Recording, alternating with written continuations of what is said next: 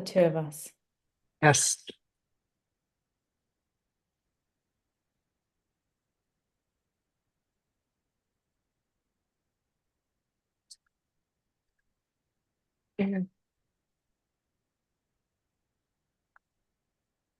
Right, I think we're about to go live now.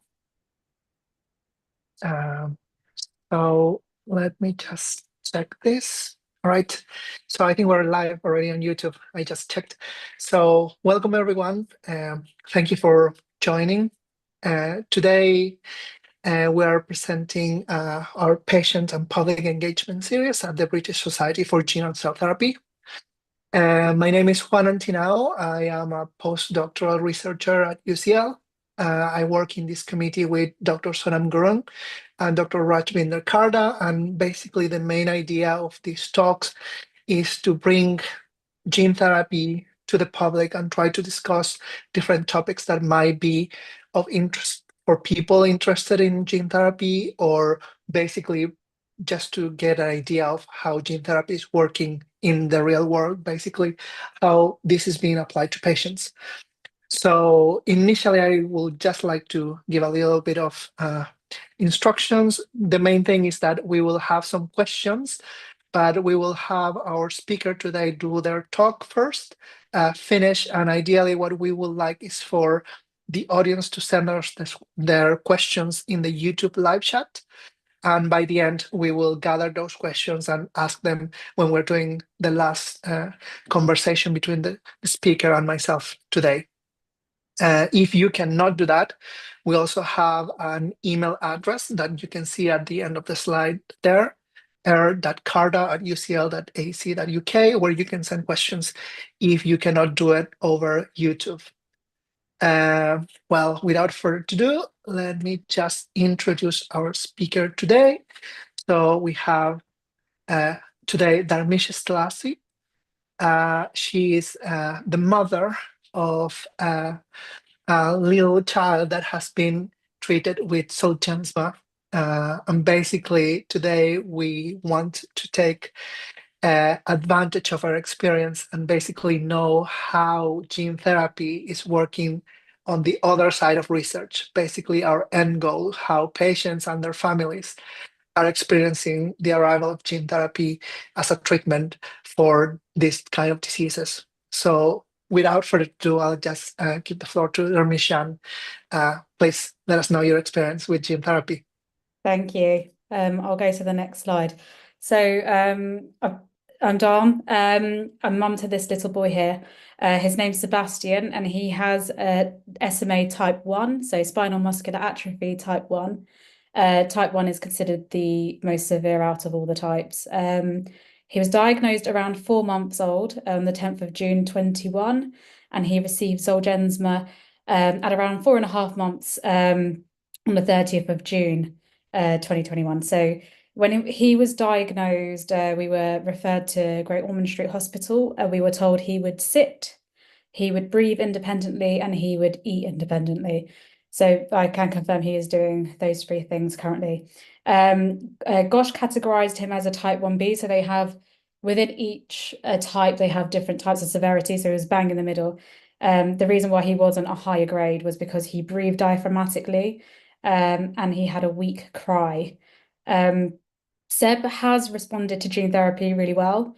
He's meeting some WHO milestones, and he is assessed using a CHOP assessment, which has been developed in the Children's Hospital of Philadelphia, hence the acronym, and that has generally improved over time. I think it's a lot easier for me to show you the effects of gene therapy for Sebastian and for our family by showing you videos. So I'll go through these. I will probably take off the sound because on some of them. So this is Sebastian. We've actually folded him in half there, so he does this. So this was him at 16 months post gene therapy. There you go. And this is Sebastian 3 years post gene therapy. And you can see that it's a lot quicker, the same thing. There you go. And let's not go jump ahead. There we go. This one here is 16 months post gene therapy. So he's got AFOs on, you can't see them. He's got some ankle foot orthotics there. I'm actually really helping him balance and almost using the space in between his ribs and his hips to lift the leg. And that one. In this one, I'm not really holding him at all. The orthotics you can see there. So this is the first video is 16 months post gene therapy. This is 27 months post gene therapy. He was motivated by that little shovel on the end there. There you go. And then he's actually saying cheese to the camera there. And this is more recent. This was taken in July this year. This is 3 years and 2 months post gene therapy. So let me just play that. I will put the sound on. I can walk all by myself. I can walk all by myself. I can walk all by myself.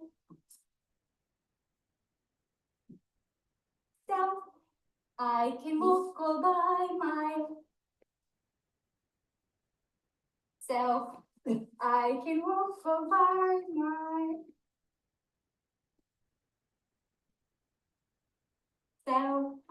I can walk all by myself. There we go. Oh, I wish I didn't put the sound on now because that makes me quite emotional, but let's skip ahead. There we go. So that's what you can see, the progression of over time. Sebastian has obviously got stronger. You can see in those two slides. But it comes at there is so many things going on in the background to get him to that point. And this is, I've tried to kind of condensely show what it is to care for Sebastian. And it's just worth bearing in mind that obviously Sebastian is a normal child, like in that he's developing his brain and everything, and he's exploring the world. So it's always a balance between medical life and just generic childhood as well, which we is hard anyway. But we do try to, like with like all families dealing with conditions, we're all trying to do the same. So what you saw, that last video is with Sebastian's physio, who he's been with for nearly 3 years now. Physio is a part of our day-to-day life. When you're dealing with Sebastian, you find even if you're playing with him normally, you start factoring in physio. It's a part of how we think, and to the point where it's become second nature. It's gotten easier as he's gotten older. What I haven't been able to show you thus far is he literally was lying on his back, and that little clip of him, that picture of him receiving gene therapy, that was what he was like. He barely moved. He didn't have a lot of head control. He couldn't really lift his legs. He couldn't lift his arms. So what the child I have now is very, very different to the child I had at the beginning of this journey. So physio twice a week with Andrea, who you saw at home on and off, and just all the time. Sebastian also receives hydrotherapy. It's we used to visit the hydro pool at our local hospice, which is so local, it's within an hour journey. They've closed so many of them around the UK. So our hydrotherapy was there. We've been fortunate enough to be able to install a pool in our house. So we have hydrotherapy at home nearly 3-4 times a week. You can see in that bottom image on the right, orthotics. I've tried to capture a picture with him wearing all of it. So he's got spinal brace there, and he's got some long AFOs. He also has some small DAFOs, which come just halfway, well, just above the ankle, that I haven't got an image of actually. We've got hip displacement management. Something that we were working on is trying to strengthen Sebastian's hip to reduce the risk of, reduce his migration in his hips. And if you've had any issues with your own hips or with your own child's hips or any of your like elders' hips, it generally happens and with old age anyway. But you'll probably know about hip dysplasia and hip migration. We're currently battling those things now. Scoliosis, so I've put some x-rays of Sebastian's curly spine there. So he's got a classic C-shaped curve in his spine. That's a pretty recent x-ray actually, where he's got a 40-degree curve. And on the far right, what you can see is a corrective brace. So I think that is the blue brace that he has had a few. So this is the degree of correction from 40 degrees to, I think the angle, you can't see it there, it's 16 degrees. So really good correction from his spinal brace. In addition to this, we have all the community services as well, like speech and language therapy. We receive that from the community. We're also obtaining that privately. Yeah, so with SMA, you have a loss of muscle tone around the mouth as well. When we think about what I've showed you thus far is mainly gross motor, but there are other things that come with SMA. You can have the breathing issues we've alluded to, eating issues, and then speech comes with if you're not chewing, if you're not eating, if you're fed through the stomach, you don't use those muscles in your mouth. But Sebastian can eat independently, and he was breastfed for far too long. So he actually does have really good muscle tone in his mouth. So we're working on pronunciation currently, and he's showing good signs there. He did have some dietitian intervention because he wasn't gaining weight, but that has seemingly resolved itself because we feed him a steady diet of beige food, which he seems to love. And then occupational therapy, that's at home as well as at school, to make sure he has the right equipment and postural support where needed. We attend clinics at Great Ormond Street Hospital. That is his neuromuscular centre. So there we'll see a whole host of clinicians as well. So pretty much everyone I've described thus far. We see respiratory physio, respiratory consultants. He had a sleep study recently. He was referred for eye and hearing tests from Gosh as well. So they are on him yearly, basically.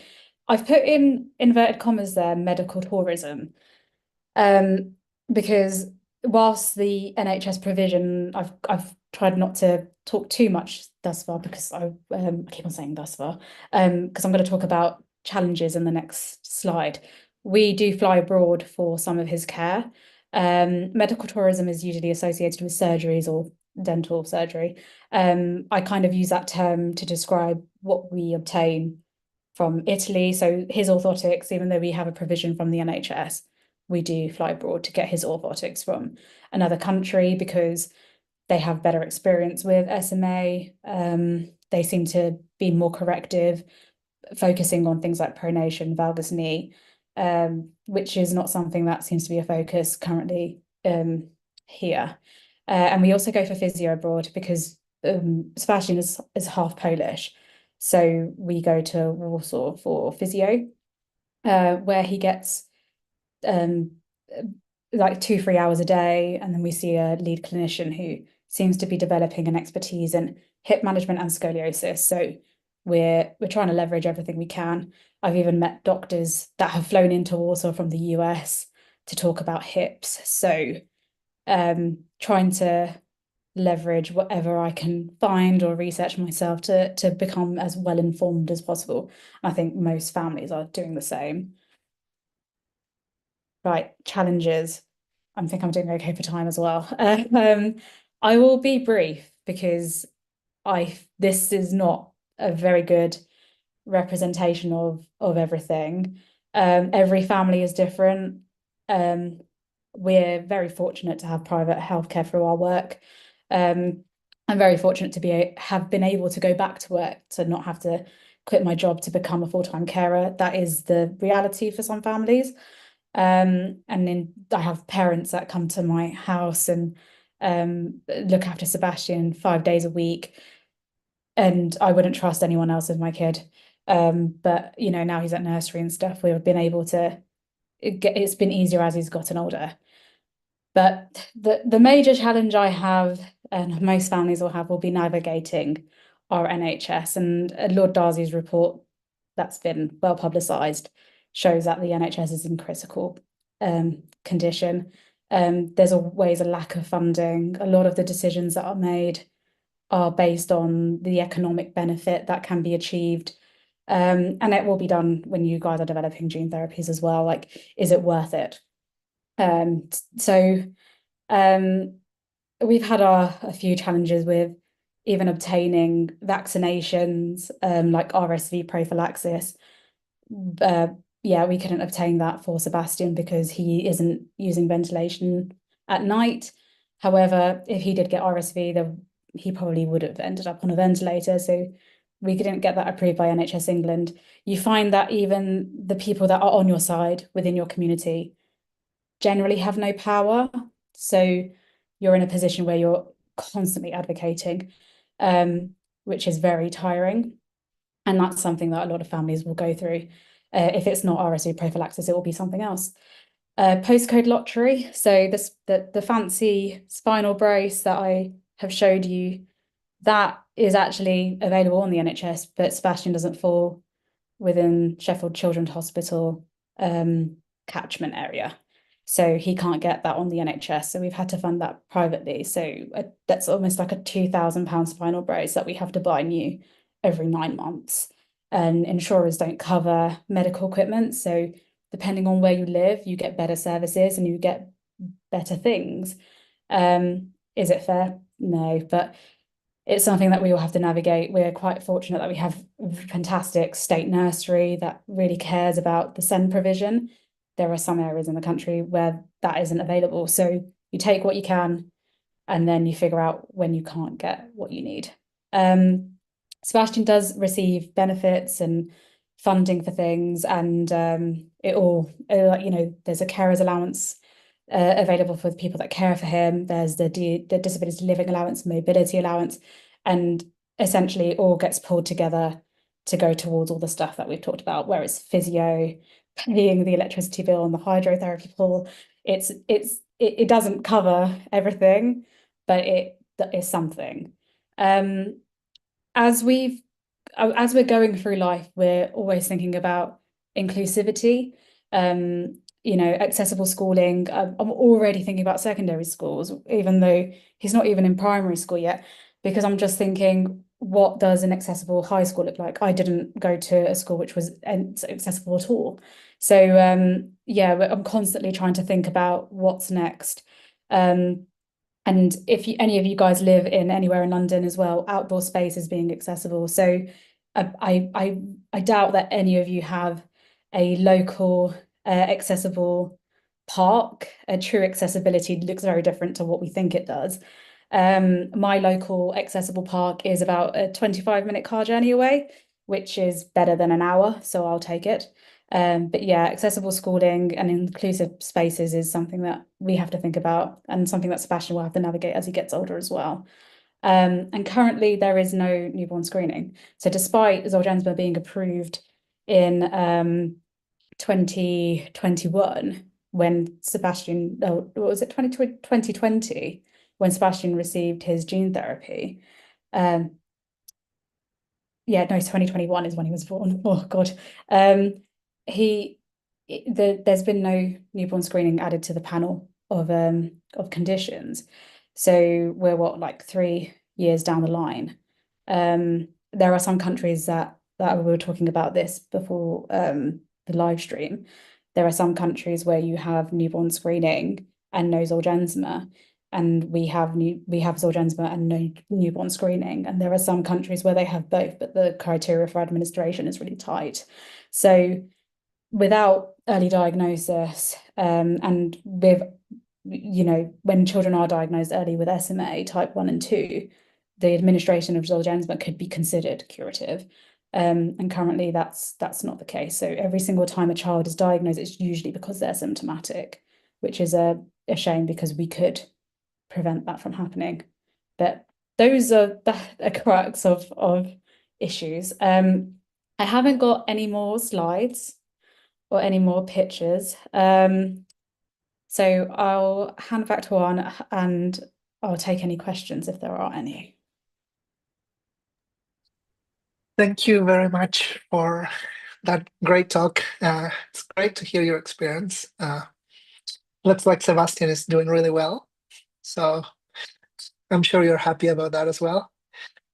Yeah, I mean, We, we've been really lucky, I think, because I think that's a massive amount of this is luck because we don't know why Zolgensma affects children differently, like one family or one child to another. We just don't know. But yeah, we've been really lucky with Sebastian, I think. I will go through some of the questions that we have. First, I have one question myself. It's basically if you knew anything about gene therapy before Sebastian diagnosis. Like, was this in?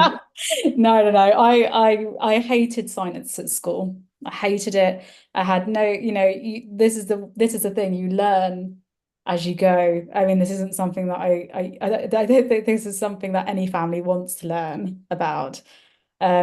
We first came across gene therapy because when Sebastian was in the process of diagnosis, so he in one of the letters from the gastro doctor that we saw first, he wrote on a piece of paper hypertonia, bright faces.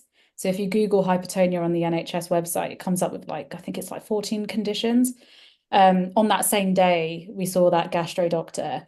He'd taken a scan of of the brain, so we knew that nothing was wrong with his brain. So we Googled it. Me and my husband then sat down, went through all the 14 conditions, and there was only two conditions that would be applicable.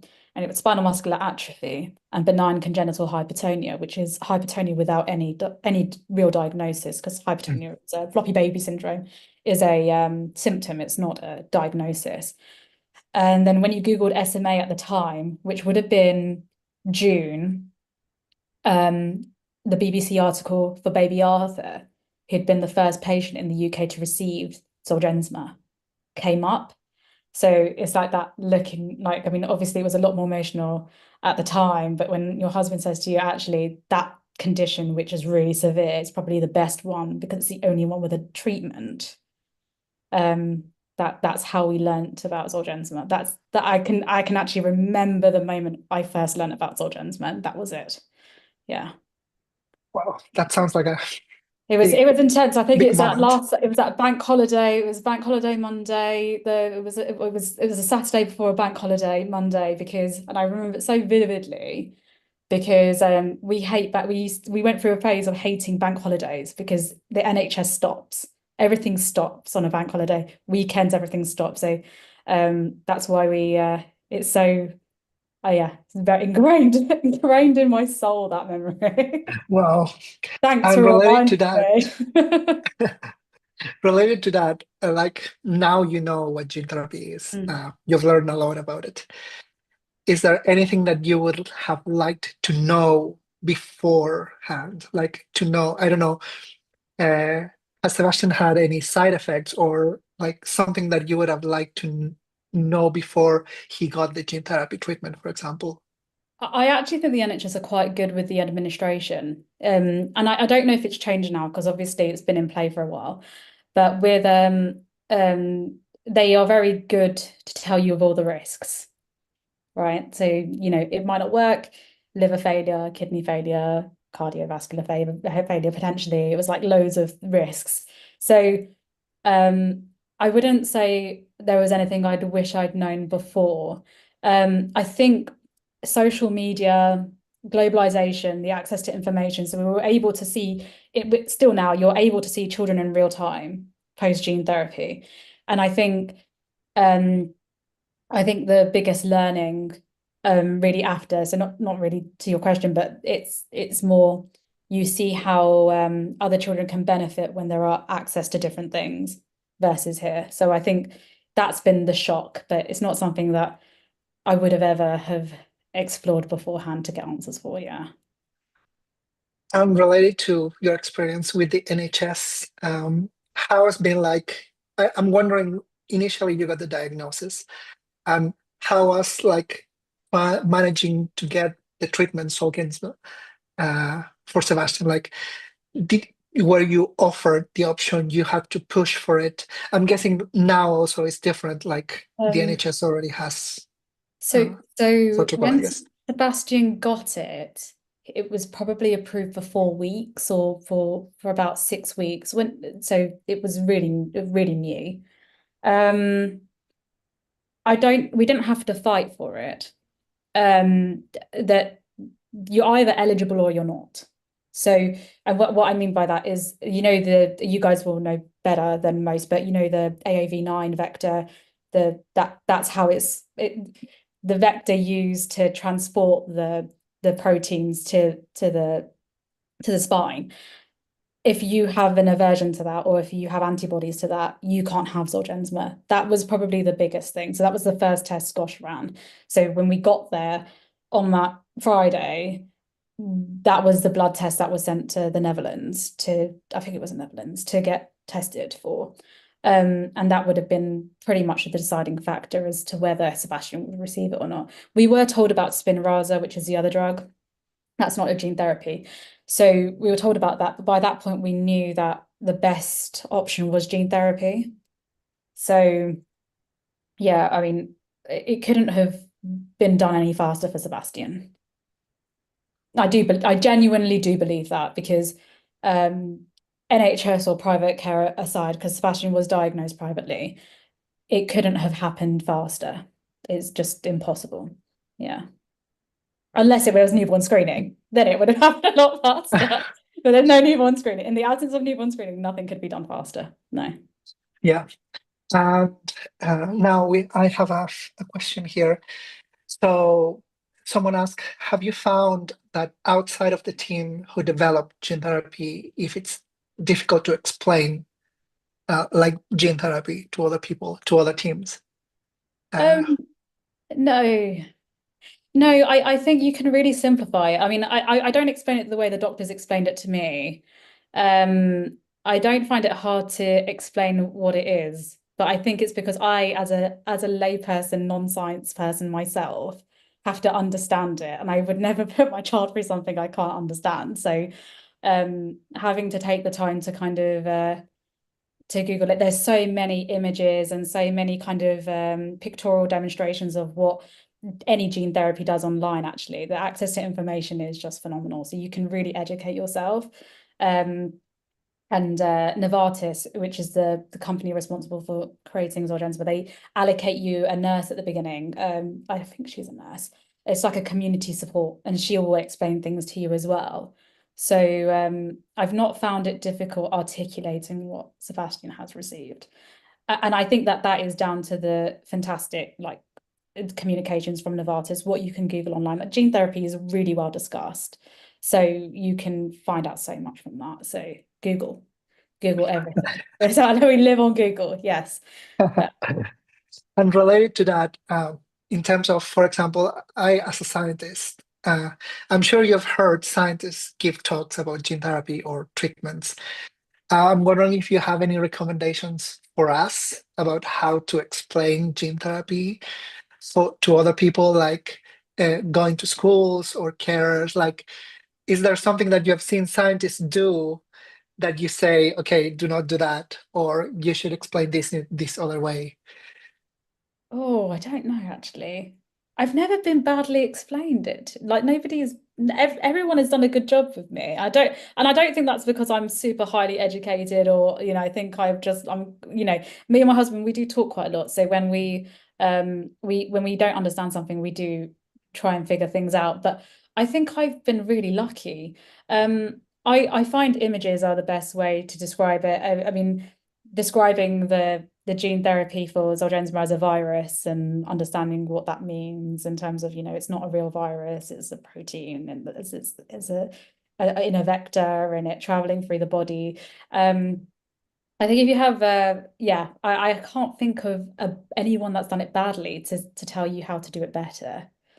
But if you want me to review stuff, I can help. For free. I won't charge a consultant fee. I'm glad there is a minimum level at least that everyone has met. and that Yeah. basically I, things have been explained it's properly. such a big deal when you think about it, like the viral load and then the steroids afterwards to cope with it, and like understanding what you're putting into your child is so important, so you can understand the ramifications of that. So I think, and also in that moment when you're going through diagnosis and stuff, I think my brain was just so switched on that I could have loads of conversations, retain all that information and understand it, which doesn't happen often when I'm not in a state of stress all the time.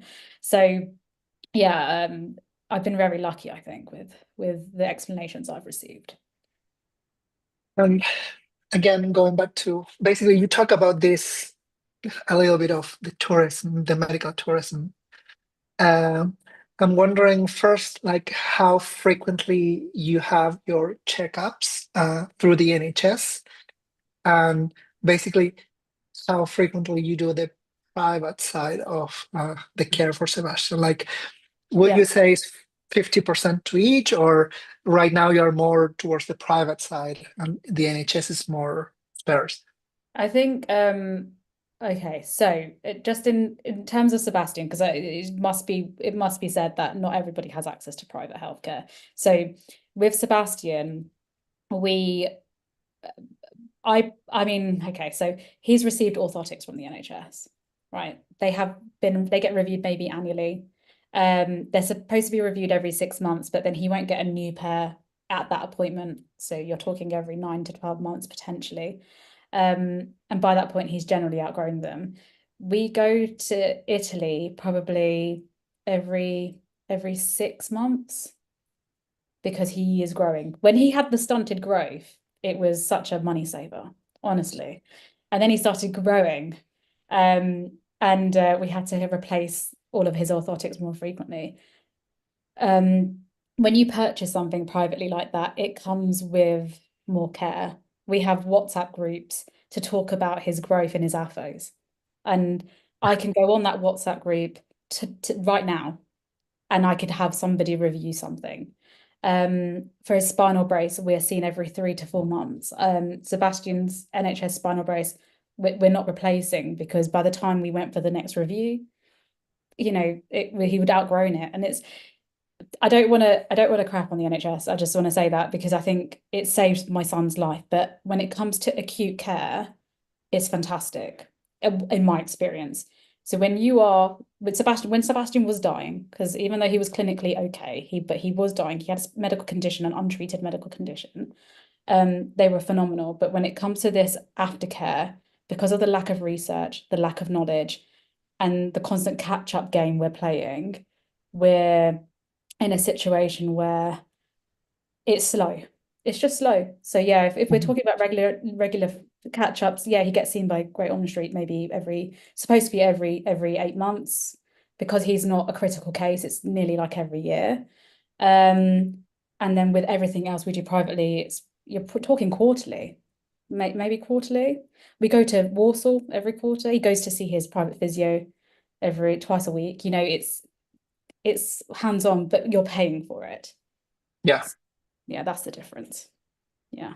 So, and I guess, well, basically, that is really hard to compare.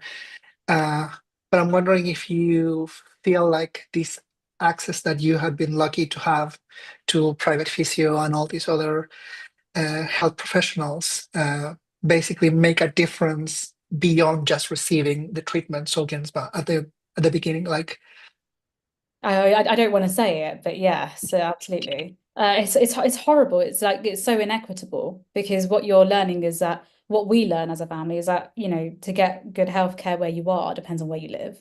And that's not something you can always pick. Having access to private healthcare will depend on the jobs you do. I thought it was really interesting. I don't know if I said it to Raj last time I met her, but I said something like, even the people that develop Zolgensma, yeah, who are work with Sheffield University or all the affiliates that came up with that gene therapy, if they didn't have access to the same thing that I did, and that, Zolgensma is out there, even the getting access to that in that gap where it wasn't approved, but they knew it existed, it's you know, that person wouldn't have been able to treat their own child. There's so many things that are inequitable and everything is so slow. So you end up in a situation where you have to make really difficult choices. And we're fortunate enough not having to make so many difficult choices. We have to still make hard decisions, but it's not as intense as it would be if we didn't have access to what we have. And I think the longer I'm going through this journey, and I guess the older Sebastian I don't see it getting the balance changing, which is a shame because I don't know what job Sebastian's going to do. You know, going to be living off the bank of mum and dad. Already planning for further in the future, even Yeah, this is the thing. beyond secondary school. I'm not raising a child. I'm raising a man. Oh, he'll be a man one day, or whoever he chooses to be or identify as.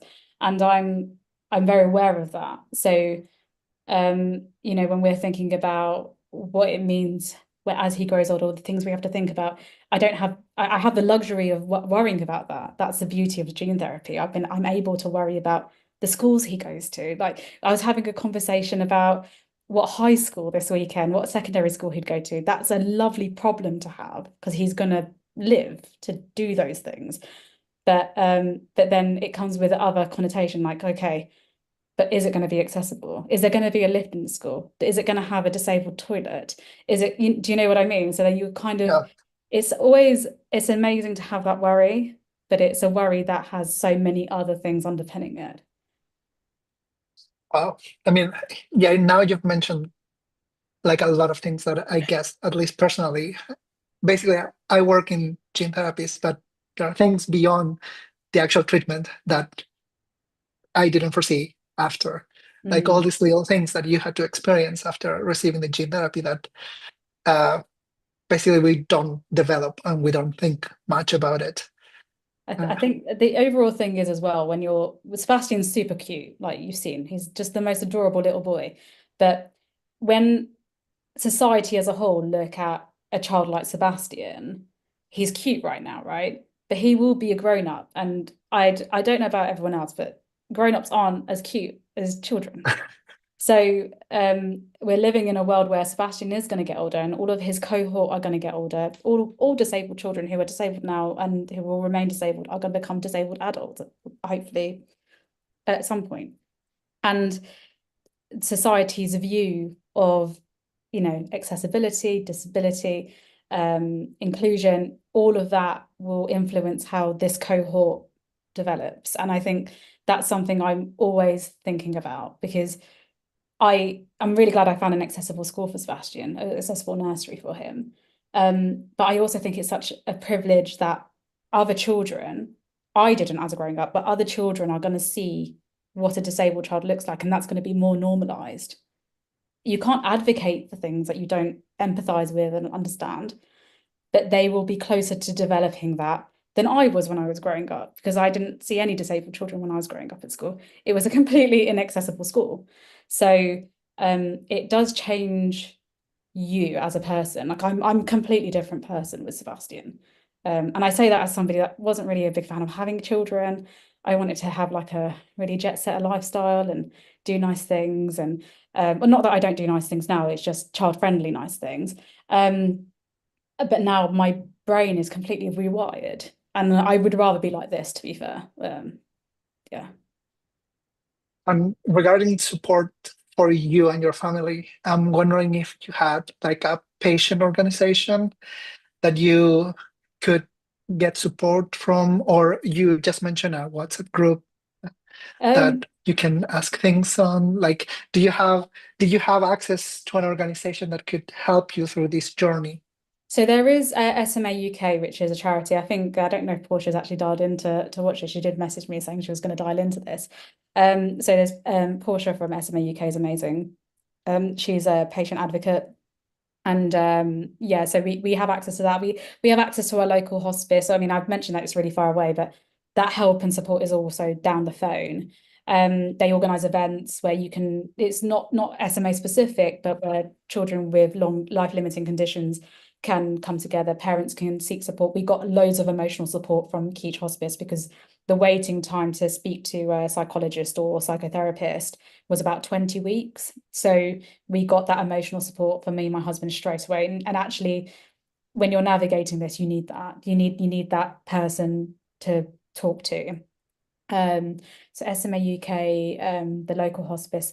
I have to say, I think a lot of Sebastian's community support try to support us as well. They do try to lend an ear, but it's if you're lucky to live in an area where that community support is good, they do listen to you. So when you voice concerns or when you're trying to advocate for things, they do try to help you. So yeah, those are the three main things I'd say.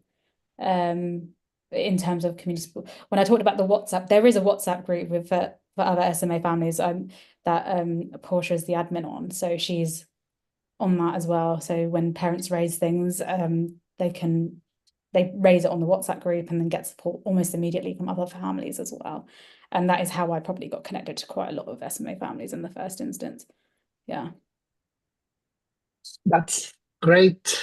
I don't know if you have. I think I don't have any more questions, and I think we've gone through all the questions that we had from the public.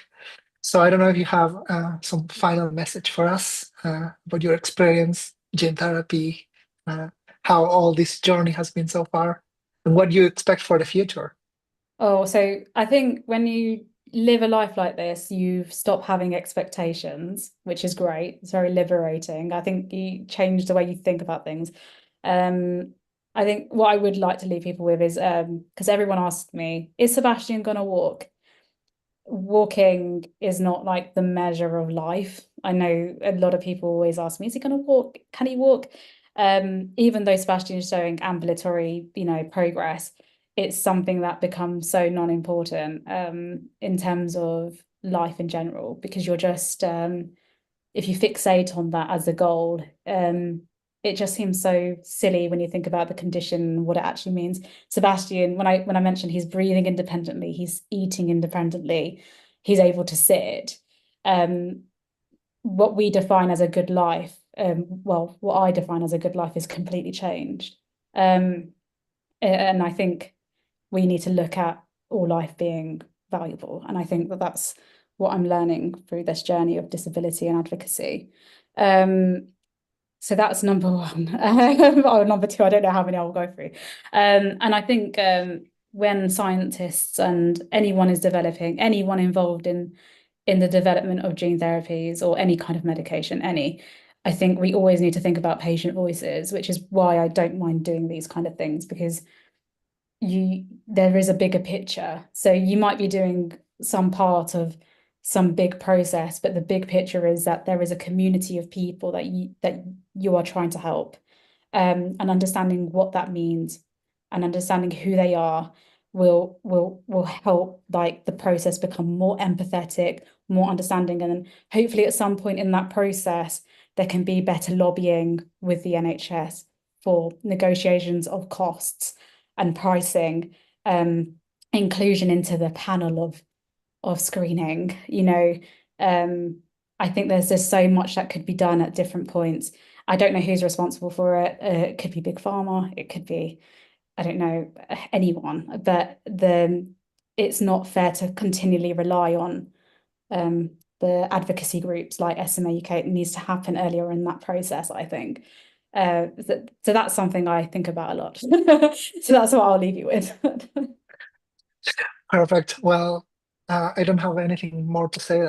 Thank you very much for your great presentation, for giving us your experience about how all this process has been so far, for your positivity. And yeah, it's been great talking to you, learn your experience. And hopefully Sebastian keeps getting better and better. Maybe he will walk. Maybe. He's one thing's for sure is he is so feisty and stubborn and relentless that whatever he chooses to achieve, he will definitely get there. Between me and my husband, when we talk about stubbornness, everyone's like, he's taken after me. So I normally that would be something that I'd be like, oh my God, but actually it's probably not a bad trait if you're going to have to advocate for yourself one day. So yeah, we'll just keep on fostering that, even though it probably means we're going to struggle quite a lot with emotions and just general normal child development stuff, but we'll just we'll roll with it like we've done with everything else. So yeah. Hey, thank you. Well, yeah, thank you very much. And also thank you to everyone that tuned in to this talk. And hopefully we'll see everyone again on our next patient and public engagement. Thank you very much. Thank you.